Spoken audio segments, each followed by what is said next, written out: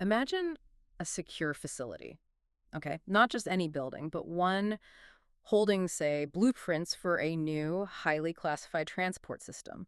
Maybe those critical railroad safety analysis records we hear about, or, really sensitive security information. Yeah, critical stuff. Exactly. And when you think about that, a few questions pop up, right? Like, who actually has the The keys? master keys. Which Yeah. rooms can they even go into? And maybe the biggest question, how do you make absolutely sure they only access what they need and nothing else? That's the core physical security challenge. It's right. Now let's take that same idea and bring it over to our digital world because that's where so much happens now. It's not just about physical locks anymore. It's about protecting something called Controlled Unclassified Information, or CUI, 6UI, yeah. especially when it's sitting in non-federal systems. Think Yeah. private contractors, universities, research places. Organizations that aren't government but handle government-sensitive data. Precisely. So today we're going to do a real deep dive into, well, a foundational piece of digital security, the access control family. This is straight out of NIST SP 800-171 Revision 3. And honestly, it's just critical for any of these non-federal organizations handling CUI. You absolutely nailed it. Access control isn't just, another checkbox. It really is the foundation, the bedrock. Its whole point is making sure only the right people and the automated systems working for them can actually access CUI. And not just the CUI, but the systems that process it, store it, transmit it, the whole infrastructure. So it protects confidentiality. Exactly, Sure. fertile Yeah. availability. Yeah. Exactly. The classic triad. And like you said, NIST 800-171-R3 gives us these recommended requirements specifically for CUI in those non-federal systems. The basic idea is simple. CUI needs the same strong protection whether it's on a government server or, say, a contractor's laptop. A similar level of protection is needed. Consistency is key. It really is. So for our deep dive today, we're planning to unpack quite a few specific requirements within this access control family. We'll start right at the beginning, how you manage user accounts. Then we'll get into how those rules are enforced.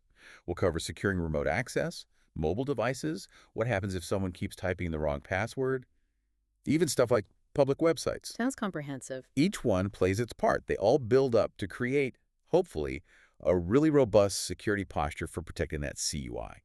Okay, perfect setup. So let's jump right in. Where better to start than the very beginning of access? 03.01.01 account management. Absolutely. This one is just fundamental. I mean, it's literally about controlling who gets a digital foot in the door, who can even interact with your system, and therefore your CUI.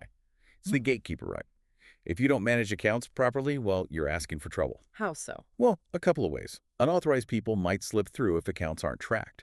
Or, maybe more common, you have authorized users, but they have way more permissions than they actually need for their job. Right, overprivileged users. Exactly. And both of those things massively increase the risk of unauthorized disclosure of CUI. Mm. It's not just about keeping bad guys out. It's about limiting what the good guys can accidentally or intentionally do wrong. Makes sense. And accountability too, right? Huge point. Good account management means you know who did what. You define who has access to which resources. That creates a clear trail, which is absolutely crucial if you need to investigate something later or prevent what NIST calls abuse of authorized privileges. It demands precision right from the start. Okay, so let's get into that precision. The what of it.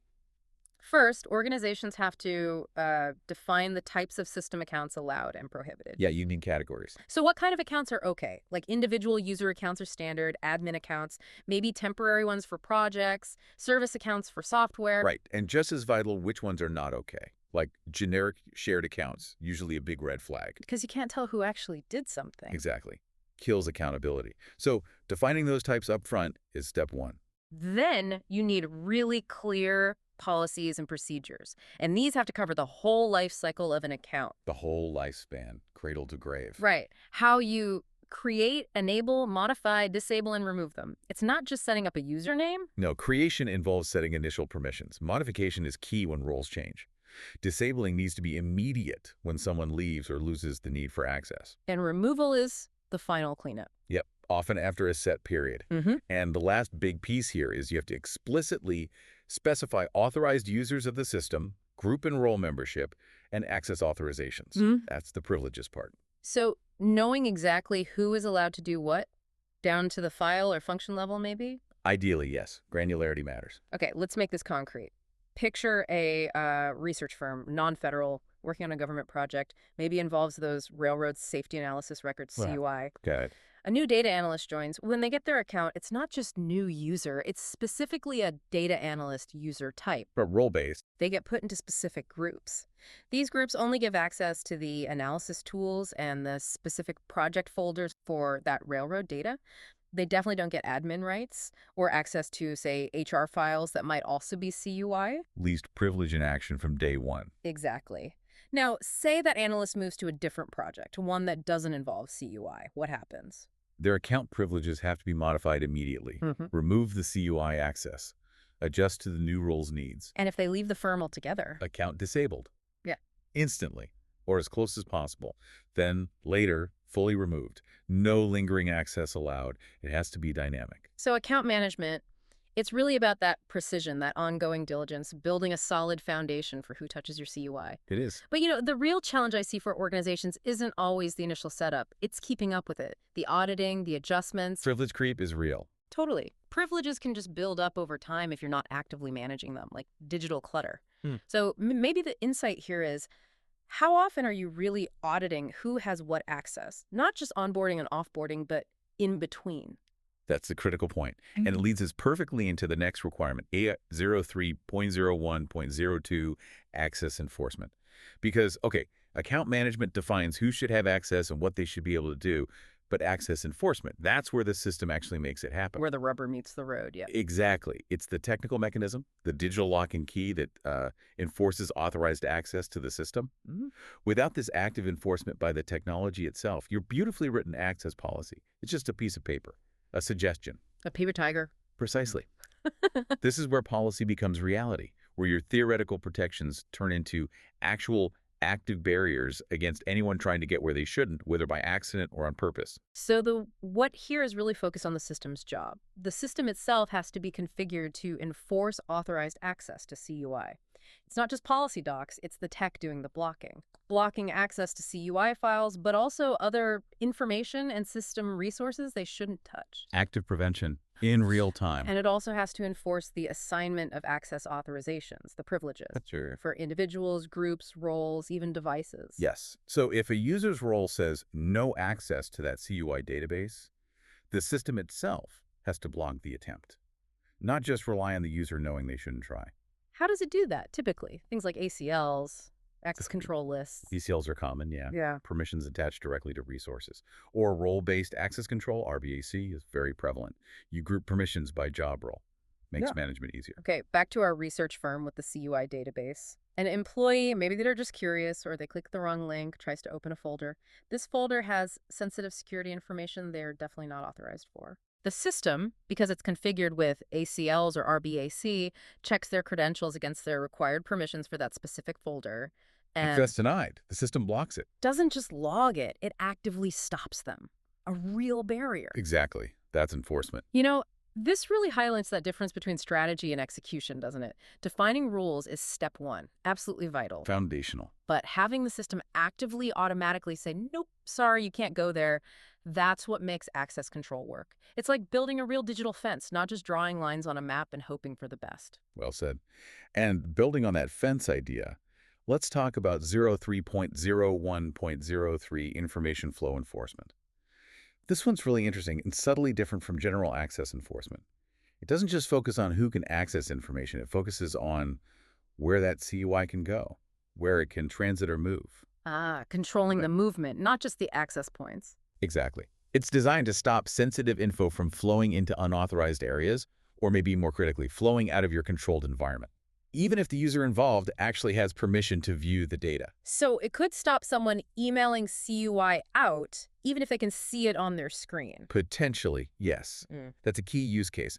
It protects against accidental disclosure or deliberate exfiltration data theft by regulating its movement. It's about controlling the digital pathways, the pipelines, not just the gates. Okay, so the key actions. Organizations have to enforce approved authorizations for controlling the flow of CUI within the system and between interconnected systems. That sounds broad. It is, but the NIST discussion really unpacks it with practical examples. It includes crucial things like keeping CUI from being transmitted in the clear to the internet.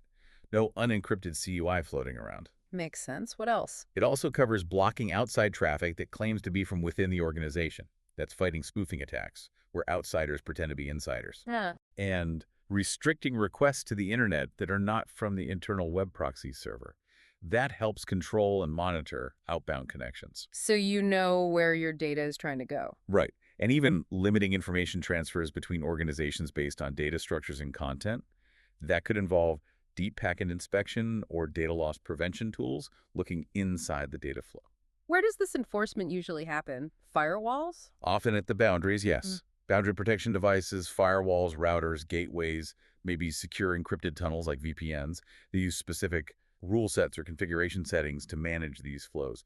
Digital checkpoints, basically. Okay, let's try an example. A defense contractor handling CUI for, say, new drone technology. Super sensitive stuff. Yeah. They might have a strict policy. CUI, especially sensitive security information, can never go directly to an external email or be uploaded to, say, a public cloud drive like Google Drive or Dropbox unless it's specifically approved and secured. A very common policy. Information flow enforcement means their network firewalls and maybe their data loss prevention, or DLP, tools are actively configured to block attempts to send that CUI out insecurely, or block it from being sent unencrypted. The technology enforces the policy. Right. And it also means if some system on the internet tries to fake being an internal server to get access, that outside traffic claiming to be internal, their boundary devices, the firewalls and gateways, would spot that and block it immediately, like a border patrol for their network. An essential defense layer. So this control really drives home that it's not just about who can see the data. You also have to control where it can travel and how. It's like managing the digital highways and checkpoints for your CUI, building secure routes and stopping any unauthorized detours that could lead to a leak. Exactly right. It's about containment. Now let's shift gears slightly to an organizational control. 03.01.04 separation of duties. This is a classic security principle, really critical for guarding against internal risks.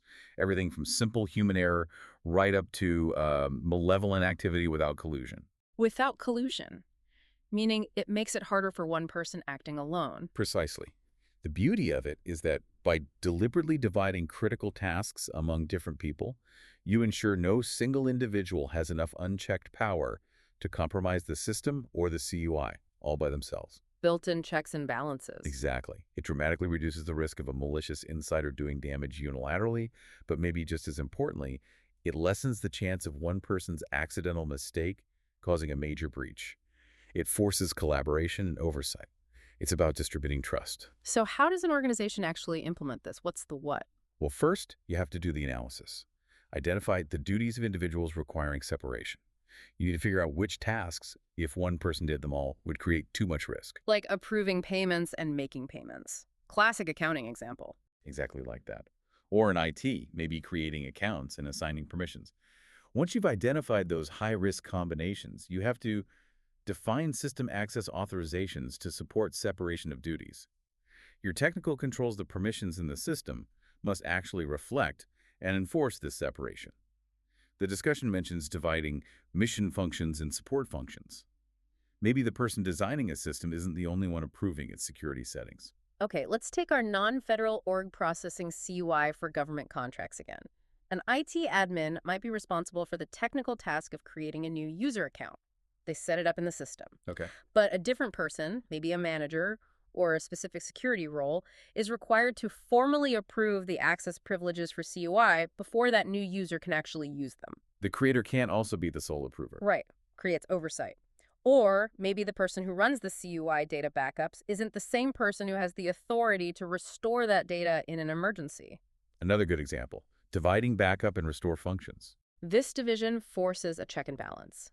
It makes it much harder for one person, whether they make a mistake or have bad intentions, to mess things up without someone else noticing or needing to be involved. It builds resilience against insider threats and errors. You know, it really is like that two-person rule you hear about in high-security places, like needing 2 keys to open a bank vault. Separation of duties ensures no single point of failure, human or technical, can lead to a CUI compromise on its own. It encourages accountability through shared responsibility. Very well put. And that principle of limiting power flows directly into our next one, which is a cornerstone, 03.01.05, least privilege. This is arguably one of the most powerful concepts in all of cybersecurity. The idea is fundamentally simple, but its impact is huge. Just give people the absolute minimum they need to do their job right. Exactly. Users and even automated processes acting for users should only be granted the bare minimum level of access and permissions necessary to perform their specifically assigned tasks, nothing more. Why is that so critical? Because it's proactive risk reduction. By tightly restricting what everyone and everything can do, you dramatically limit the potential damage if an account gets compromised, or if an insider tries to misuse their access. Limits the blast radius, so to speak. Perfectly put. Less access means less potential harm. It designs resilience right into the system, assuming things will go wrong eventually. Okay, let's unpack the what for least privilege.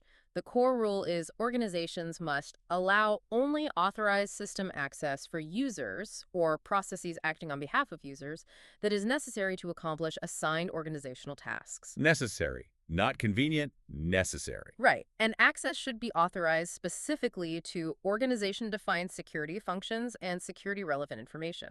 NIST actually gives examples here, which is helpful. Yeah, they clarify those terms. Security functions could be things like creating accounts, assigning privileges, installing software admin-type tasks. Powerful stuff. And security-relevant information might be threat intelligence, vulnerability data, or even the rules configured on your firewalls. Very sensitive. Things you definitely want tightly controlled. And crucially, it's not a set it and forget it thing. Organizations must review the privileges assigned to roles or classes of users periodically Gotta check regularly. to validate the need. And just as important, reassign or remove privileges as necessary. That's actively fighting that privilege creep we mentioned. Constant vigilance. Okay, practical example.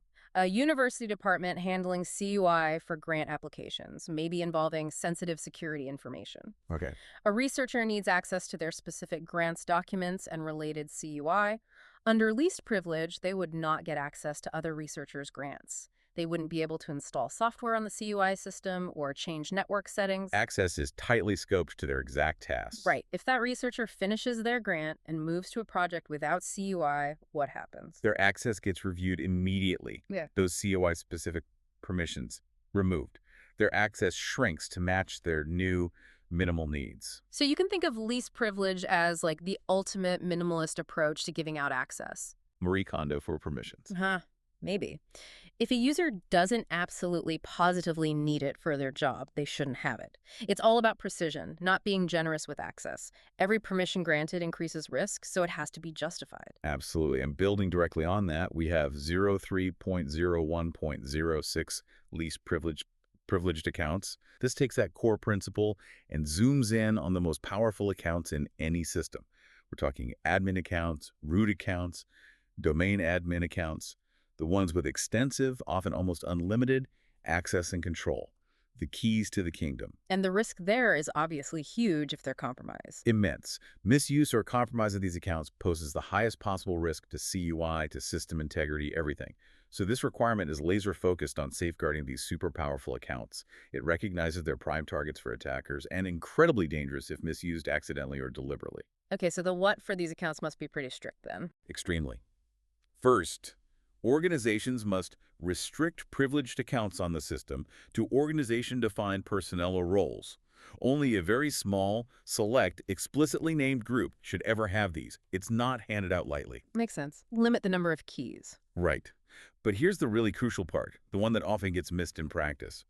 It requires that users, or roles, with privileged accounts use non-privileged accounts when accessing non-security functions or non-security information. The separation of accounts. Yes.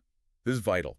An administrator, even a legitimate one with all the power, should not be using that super admin account for everyday tasks, checking email, browsing the web, filling out timesheets that should all be done using a standard low-privilege user account. They only switch to the powerful account when they absolutely need to do an admin task. Exactly. Only when they need to perform a system-level, security-relevant function that requires those elevated permissions. Let's take a manufacturer handling CUI blueprints. Their IT system admin has a sysadmin account, full control over the servers storing those blueprints. But for daily work, checking company emails, reading internal news, maybe HR stuff, they must log in and use a standard user account.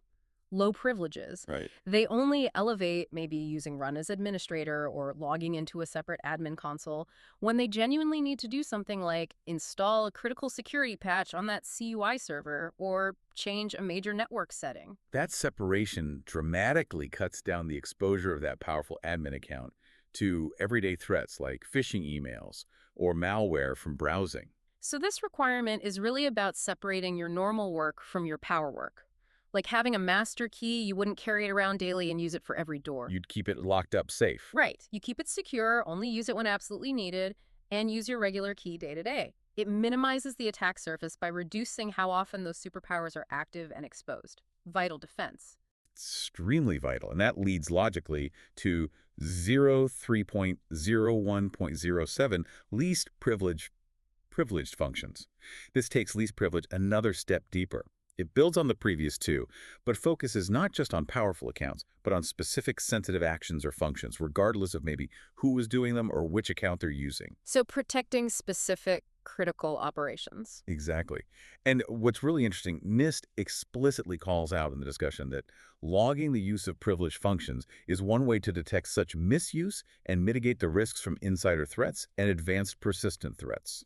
So it's both about prevention and detection through auditing. Precisely. It has that dual role. Protect the most critical operations and create a trail if someone does misuse them. Okay, so the what here? First, organizations must prevent non-privileged users from executing privileged functions. That's the technical block. If you don't have the rights, the system says no. Enforcement again. Right. Second, and critically, they must log the execution of privileged functions. Every time one of these high-impact actions happens, it gets recorded. Creates that immutable audit trail. And NIST gives examples of these functions: establishing system accounts, performing system integrity checks, conducting patching operations, administering cryptographic key management. The really heavy-hitting stuff. Actions that, if they go wrong or are misused, can cause major damage. Let's take a consulting firm handling CUI proposals for government agencies. In their system, maybe there's a specific button or function. Finalize and share CUI proposal to external partner. Okay, a critical function involving data leaving their control. Right. It sends a proposal with sensitive security information securely to the government client. This send CUI externally action is definitely a privileged function. Should be, yes. Only specific people, maybe a senior project manager role, can actually perform this action. And here's the key. Every single time that function is executed, the system automatically logs it. Who did it, exactly when, what proposal was sent. Verifiable record. And if a regular consultant without that role tries to click that button, System blocks it, prevents unauthorized execution. So this control feels like having a flight data recorder, a black box, for all the most important high-stakes actions on your system. That's a great analogy. It's not just stopping the wrong people, it's about knowing exactly what powerful actions are being taken by whom and when. That audit trail is gold for investigations, compliance, and just deterring insiders who know they're being watched. Absolutely indispensable. Now let's talk about something that happens at the front door. 03.01.08 unsuccessful logon attempts.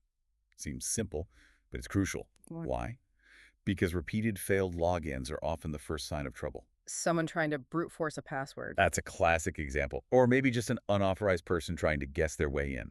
This control isn't just about stopping that specific attempt. It's about detecting and reacting to these persistent probes right at the perimeter, very early on. Buys you time, flags the activity. Exactly. It helps spot potential breaches before they actually succeed and gain access to CUI.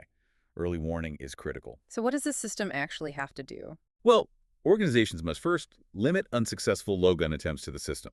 This means setting a threshold, maybe 3 failures, 5 failures, 10, depending on the system and risk tolerance. A defined limit. Right. And then, critically, the system has to take the following actions upon unsuccessful logon attempts. Assignment. Organization-defined actions. The organization decides what happens when that limit is hit. It could be locking the account automatically for, say, 30 minutes. Or maybe locking it until an admin unlocks it. That's another option, especially for critical accounts. Or it could introduce increasing delays between login attempts, makes brute forcing really slow and impractical.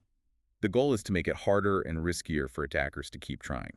Okay, let's picture a small aerospace firm. They handle CUI schematics for new plane designs. Very sensitive. Definitely. Their system is set up to lock a user account for 30 minutes after just 5 consecutive failed login A attempts. common configuration. And maybe as an extra layer, an immediate alert also gets sent to their IT security team whenever any account gets locked out this way. Good practice.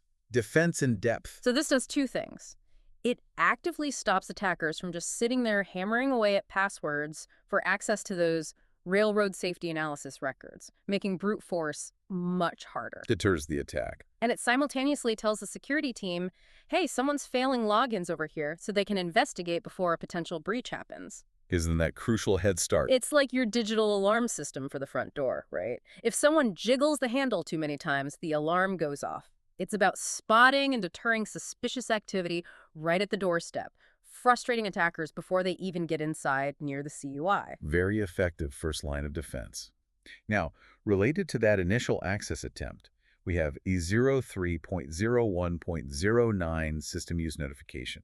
This might seem like just a legal banner, but it serves several really important functions. More than just checking a box. Oh, definitely. First, it explicitly tells users, hey, this system you're about to use, it's monitored. That's vital for setting legal precedent for monitoring activities. If you need to investigate later, you've established consent. Okay, establishes the ground rules legally. Second, it acts as a deterrent. Just seeing that warning, unauthorized use prohibited, activities monitored, can discourage casual misuse or probing. A psychological barrier. Somewhat, yes. And, importantly, it ensures privacy and security notices consistent with applicable CUI rules are presented. It sets clear expectations for every user right from the very start, before they even touch any potentially sensitive CUI. Okay, so the what is pretty direct then. Organizations must display a system use notification message before granting access to the system. Before access, key point. The NIST discussion says these can be warning or banner messages shown before individuals log in, so before you even type your password. That timing is strategic. You see and acknowledge the terms before you proceed. Interestingly, NIST also allows for posters or other printed materials in some situations, offering flexibility, but the core idea is a clear upfront message. So, example, an engineer at a firm handling CUI logs into their work computer. Before the password prompt appears, a big banner pops up. What does it say? Something like, warning, authorized use only. All activities on this system may be monitored and recorded. Unauthorized access or use is prohibited and subject to legal action. By clicking OK or logging in, you consent to these terms. Clear and explicit. Right. It appears before they get anywhere near CUI, like sensitive security information. It sets the rules of the road for that digital property right away, reinforces security, simplifies legal matters if needed. It really is like that no trespassing sign for your digital turf, but with legal backup. Good analogy. It makes it absolutely clear. Step inside and you agree to the rules, including being watched. Yeah. It's a simple but powerful upfront deterrent that establishes accountability from the very first click. Okay, now here's where we need to be precise about our source material today. Our outline includes 03 on 1.10 device lock. Right, locking your screen automatically. Seems basic. It does, and it's certainly crucial. However, it's worth noting that the specific detailed discussion text for this control, 03.01.10, wasn't actually elaborated on in the particular section of NIST SP 800-171 we're using for today's deep dive.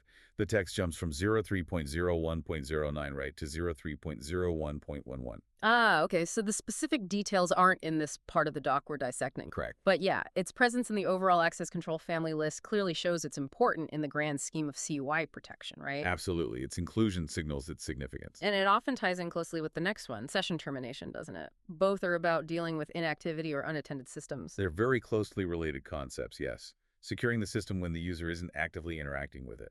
Right. So while we don't have the specific NIST language in front of us for 03.01.0 today, the idea of securing unattended devices, usually through automatic screen locking after an activity, is, well, it's common sense security. It's almost always part of broader access control policies to stop someone from just walking up to an unlocked, unattended computer logged into a CUI system. Agreed. An intuitive and essential control. Which brings us smoothly to 03.01.11 session termination. This one is detailed and it's vital. It directly tackles that risk of someone hijacking an active session, especially when a user walks away. So this goes beyond just locking the screen. It can, yes. Hmm. Its core purpose is to automatically end the user session entirely after certain conditions are met. This shrinks the window of opportunity for an attacker to jump onto an active connection or access CUI from that unattended device. It's proactive, aiming to stop opportunistic breaches or insider misuse arising from poor physical security habits. Okay, so the what here? Organizations must terminate a user session automatically after assignment. Organization-defined conditions or trigger events requiring session disconnect. The organization defines the triggers. Right, and NIST clarifies this is about ending the user-initiated logical session, not just, say, the network connection dropping. What kind of conditions or trigger events are typical? The discussion mentions organization-defined periods of user inactivity. This is the most common one. How long before you get logged out completely, not just locked? Okay. Could also be time of a day restrictions. Yeah. Maybe CUI access sessions are automatically terminated outside of work hours, or even targeted responses to certain types of incidents, like forcing a logout if malware is detected. It's about ending that live connection to the CUI environment when it's idle or becomes risky. Got it.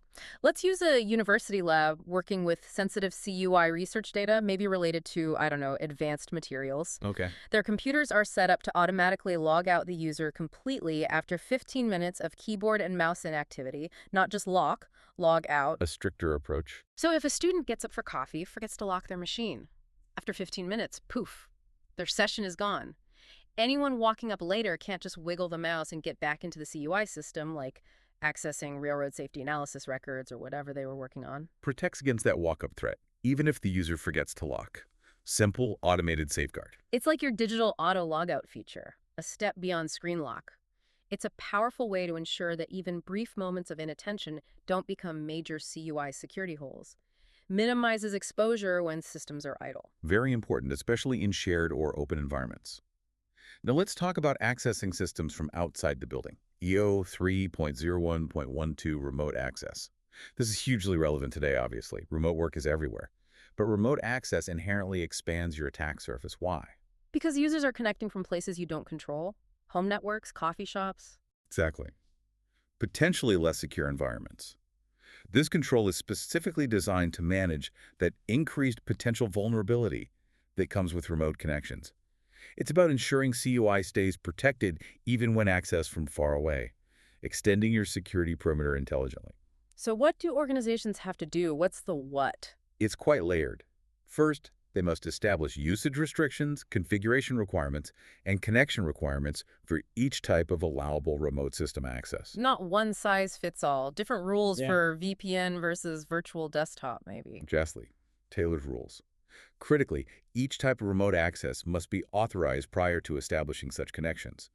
No random, unapproved remote access allowed. Controlled entry points. Yes, and those entry points matter. Remote access has to be routed through authorized and managed access control points.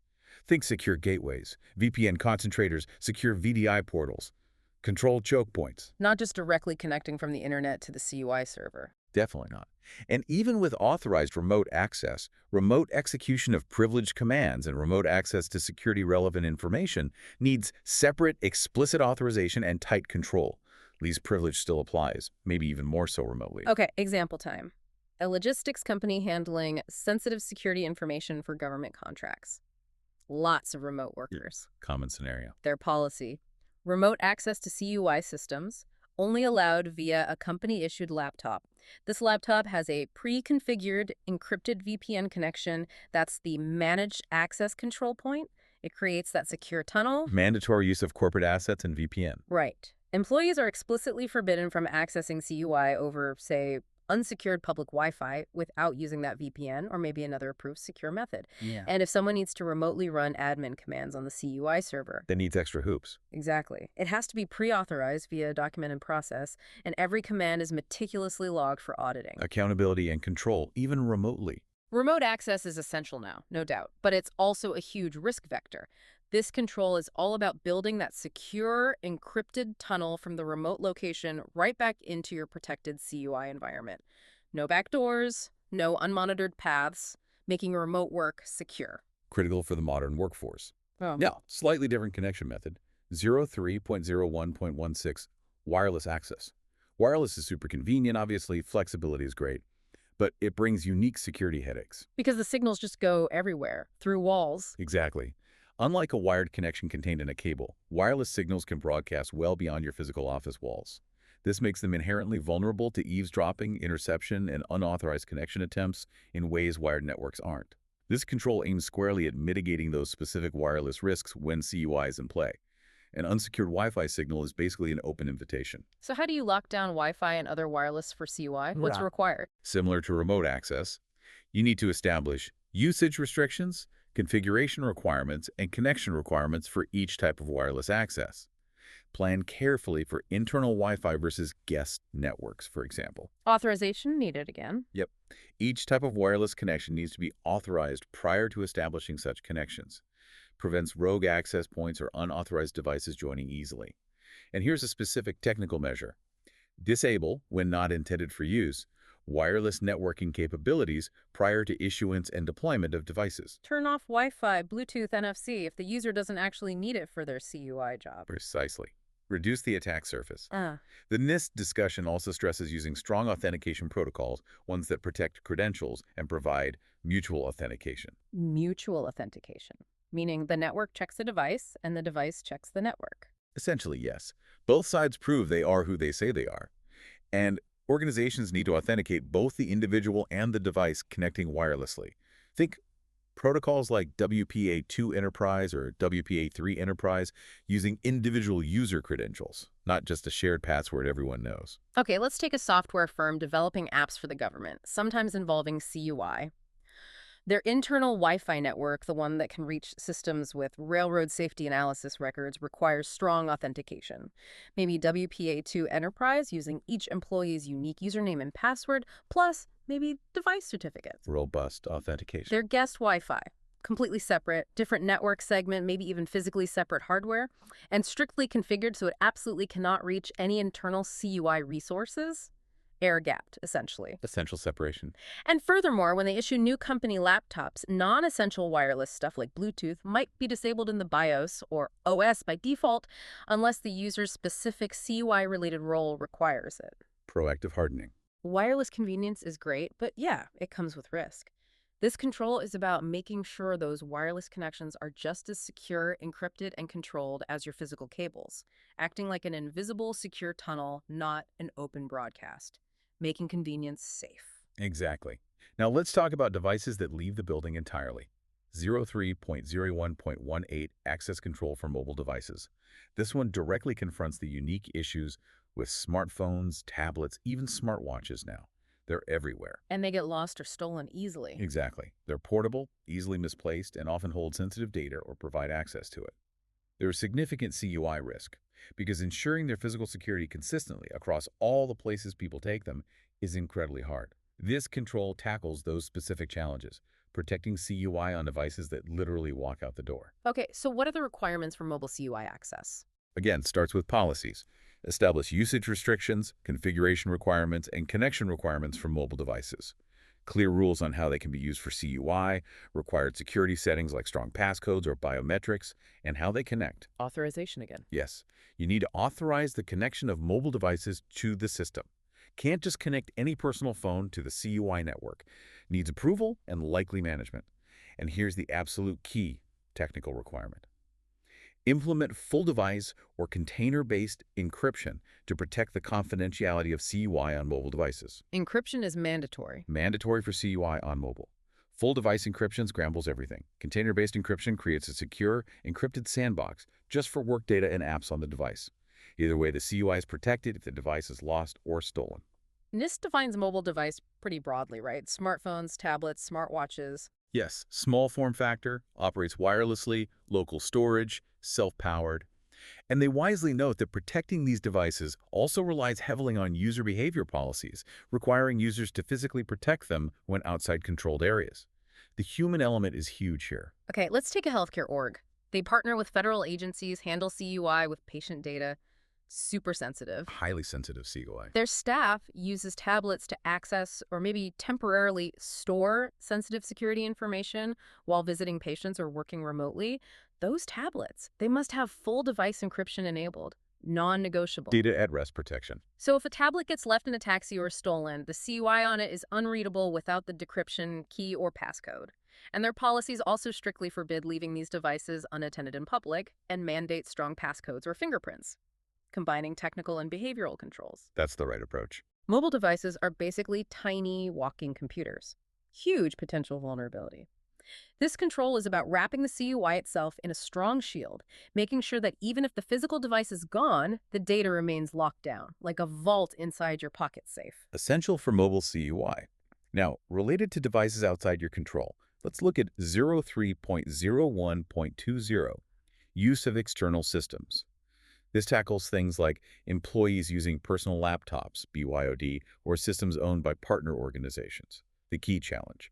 These systems are outside your direct management and control. So you don't know for sure how secure they are. Exactly.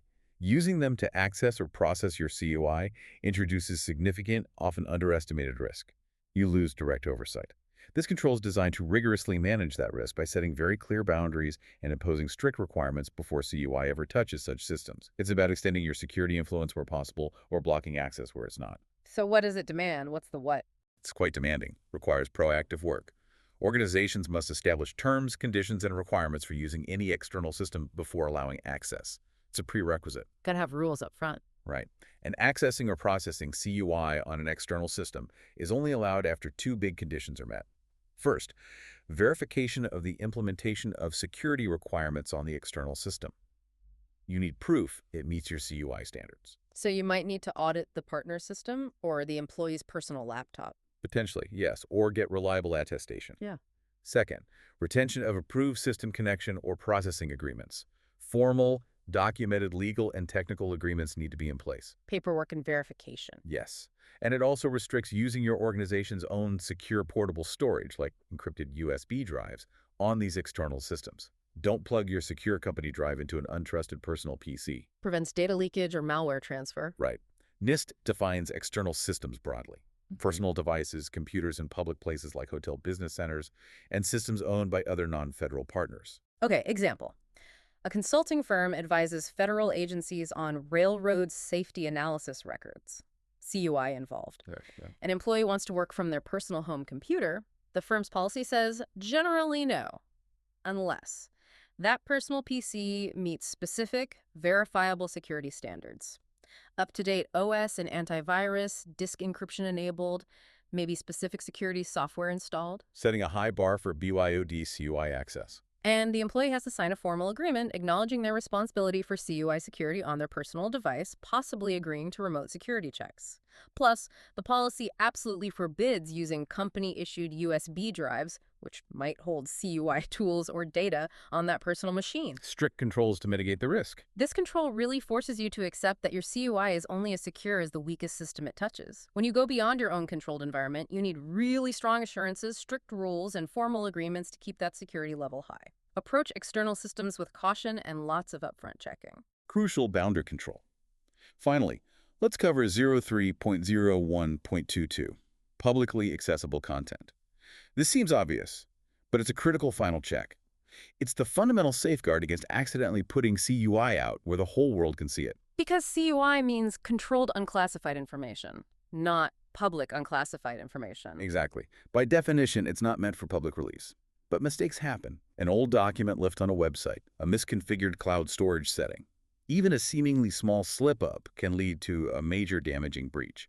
This control is about having robust processes to prevent these mistakes and quick procedures to fix them if they happen. So what's required? The what? It's twofold, proactive and reactive. Proactively, organizations must establish and implement procedures for reviewing and approving prior to release all system content that is intended for public access. A gatekeeping function before anything goes public. Human review. Automated scans. Often both. Rigorous checking to make sure no CUI slips through onto the public website, blog, or data repository. That's prevention. Reactively, if CUI is discovered on a public system, they must remove CUI and other non-public information if discovered. Quick cleanup and damage control. Right. Vigilance and rapid response are key. The NIST discussion hammers it home. The public is not authorized to have access to non-public information, including CUI. A very clear line. Let's take an academic institution doing DoD research. Before they publish research papers, reports, or datasets online, even on their own university website, they have a strict, maybe multi-stage review process. Got to check carefully. Legal might look at it. Technical folks might scan for keywords related to sensitive security information or project names. PIs have to sign off. They ensure no CUI accidentally gets included in the public release. That's the proactive part. Now, say through an internal audit or maybe someone externally flags it, they discover an old draft document containing CUI was accidentally uploaded to their public website years ago. Oops, the reactive part kicks in. Exactly. Immediate procedures are triggered. Take the document down now, analyze how it happened, who uploaded it, why wasn't it caught, and figure out how to prevent it from happening again, plus assess any damage from the exposure. Containment and correction. This control is just a stark reminder. What goes online can stay online forever unless you are meticulous about managing it. The internet doesn't easily forget. It's like making absolutely sure a classified report never accidentally ends up on the public library shelf. Once it's out, getting it back completely is almost impossible. Proactive review is paramount. A critical final checkpoint for CUI. Wow, okay. We have really covered a lot of ground there. That was a deep dive into the access control family from NIST SP 800-171 Revision 3. From the very start, creating an account, all the way through how data flows, how remote and mobile access works. It really is all about defining and enforcing who gets to touch CUI and how and when. A comprehensive set of controls. We looked at how vital that initial account management and the technical access enforcement are the real gatekeepers, and how information flow enforcement keeps data on the approved digital roads. Controlling movement is key. We saw the power of separation of duties and especially least privilege in minimizing risk, particularly for those high-impact privileged accounts and privileged functions. Foundational security principles. Plus, those important technical guards, stopping unsuccessful logon attempts, setting expectations with system use notification, and securing idle time with session termination. Covering various attack vectors. And finally, we dug into the specifics for remote access, wireless access, access control for mobile devices, and navigated those tricky areas of using external systems and preventing leaks via publicly accessible content. It really is a whole ecosystem. It truly is. And this deep dive into access control really shows just how layered CUI protection needs to be. But, as absolutely critical as all these technical and procedural controls are, there's still just one piece, albeit a huge piece of the puzzle. The journey doesn't stop here. Next time, we're going to shift focus to another vital family in NIST 800-171-1A3, awareness and training. Ah, the human element. Exactly, because what's fascinating, and maybe the ultimate factor, is that even the best tech controls need informed, vigilant, well-trained people to actually work effectively. We'll explore how organizations need to equip their teams with the knowledge and skills to protect CUI, because people can be your strongest defense. Or, if you neglect training, your weakest link. That sounds like another essential deep dive. We really hope today's exploration gave you, our listener, a much clearer, maybe more detailed picture of how organizations work to safeguard controlled, unclassified information in this complex digital age. Understanding these requirements isn't just about compliance. It's truly about building stronger, more resilient security for sensitive data. Until next time, keep digging deeper into the fascinating world of information security.